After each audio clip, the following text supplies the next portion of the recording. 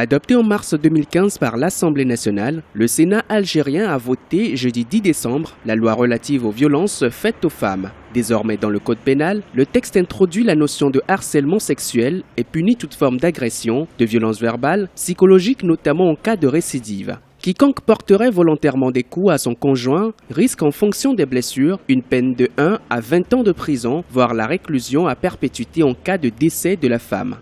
L'Algérie a été marquée par plusieurs affaires d'harcèlement visant les femmes, dont certaines d'ailleurs ont malheureusement perdu la vie, et il était temps que le gouvernement algérien réagisse. Il faut absolument justement accentuer le caractère répressif de ces violences qui sont faites à l'égard des femmes, ce qui n'était pas le cas auparavant, où il y avait une certaine, passivité des autorités autour de ce phénomène-là. Et j'espère que ça va continuer parce qu'il y a encore d'autres choses à revoir sur la condition féminine en Algérie. Selon des chiffres officiels, plus de 7000 cas de violences faites aux femmes ont été enregistrés en Algérie entre juillet et septembre 2015. La nouvelle loi suscite le satisfecit des organisations de défense des droits de l'homme. Depuis mars 2015, elle dénonçait son blocage au Sénat par les partis conservateurs qui la jugeaient contraire aux valeurs de l'islam. Ce texte met fin à une situation qui était inacceptable, à savoir l'impossibilité pour une épouse victime de violence de poursuivre son mari en justice tant que celle-ci était commise dans le cadre de la vie privée,